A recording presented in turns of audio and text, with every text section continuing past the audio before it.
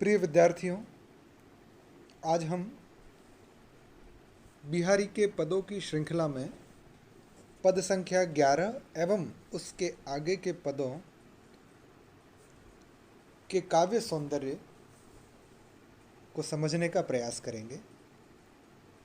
पद संख्या 11 इस प्रकार है। अजो तरहो न्या ही रहयो, श्रुति से वक्त इक रंग, नाक बास बैसरी लहयो, बसी मुकुतुन के संग। कुछ शब्दों का शब्दार्थ देखना प्रासंगिक रहेगा। अजों का अर्थ है अब तक। तर्योना, तर्योना एक श्लिष्ट शब्द है। श्लिष्ट अर्थात जिस शब्द के एकाधिक अर्थ प्रकट होते हों। यहाँ तर्योना का पहला अर्थ तली का अर्थात निम्न स्तर का होता है और दूसरा अर्थ तर्योना अर्थात कान में पहने जाने वाला आभूषण विशेष। आगे शब्द आया है श्रुति। श्रुति वेदों की ऋचाओं को कहा जाता है और श्रुति का अर्थ हमारी कान अर्थात कर्णेंद्रिय से भी लिया जाता है। इक रंग अर्थात एक समान प्रवृत्ति के, अभिन्न। बेसरी एक आभूषण विशेष है जो कि नाक में धारण किया जाता है। साथ ही बेसरी का भी एक अन्य अर्थ यहाँ पर प्रकट हो रहा है। बेसरी का दूसरा अर्थ है विशिष्ट या उच्च स्थान। मुकुतन अर्थात मोतियों या जीवन से मुक्त हो चुके सज्जनों के अर्थ में इसका अर्थ ग्रहण किया जा सकता है। उक्त दोहे में कवि शरीर पर धारण किए जाने वाले आभूषणों तर्योना और बेसरी का संदर्भ लेकर अपनी श्लेष प्रतिभा के बल पर सत्संग की प्रशंसा करने का प्रयास करते हैं। दोहे का अर्थ इस प्रकार लिया जा सकता है। कवि कहता है कि मनुष्य अविच्छिन्न रूप से जब वेदों का श्रवण लाभ लेता है तब आज भी वह तर्योना अर्थात निम्न स्तर का अधोवर्ती ही बना रहता है। दूसरी ओर बेसरी अर्थात अधम प्राणी भी मुक्तुन अर्थात सज्जनों का संग करके नाक में धारण किए जाने से उच्च पद के अधिकारी बनते हैं। यहाँ उल्लेखनीय है कि कवि बिहारी ने सत्संग की महिमा को वर्णित किया है।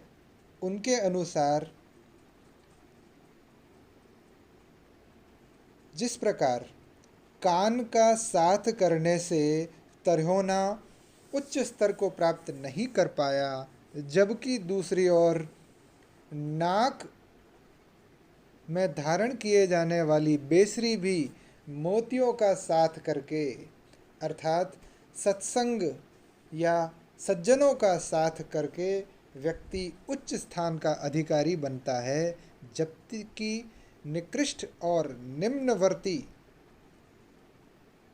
साथ करने से व्यक्ति अधोवर्ती या पतन की तरफ ही उन्मुख होता है।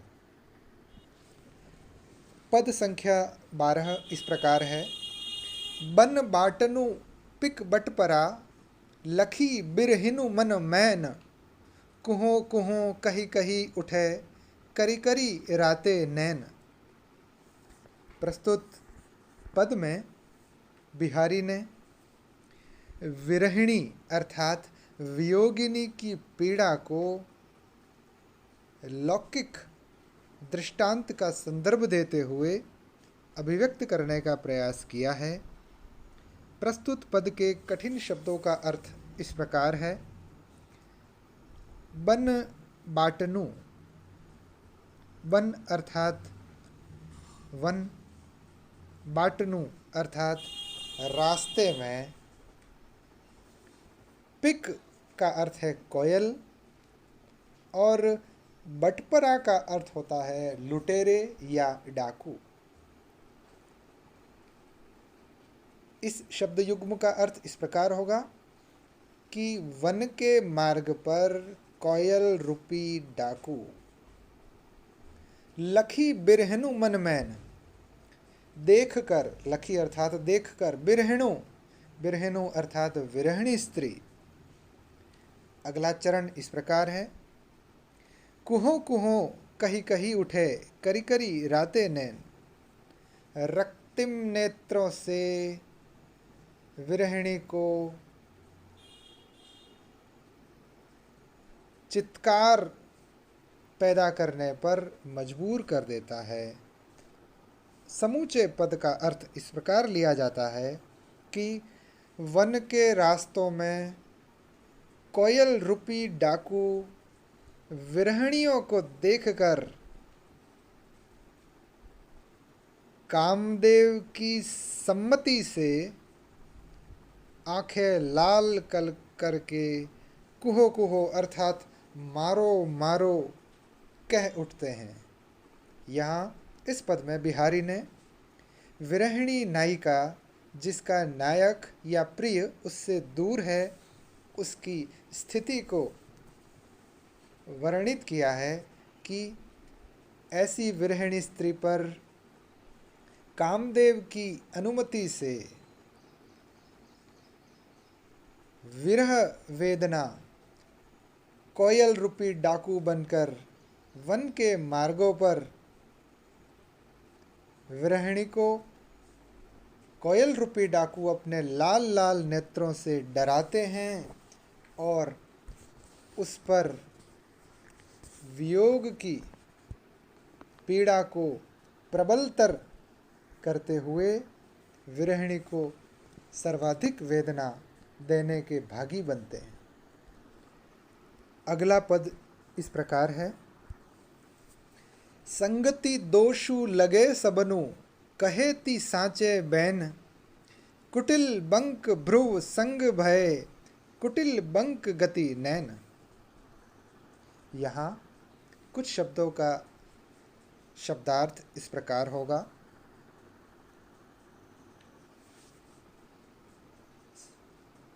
भ्रू अर्थात भौहें, नेत्रों के ऊपर स्थित रोमावली। कुटिल गति अर्थात टेढ़ी चाल।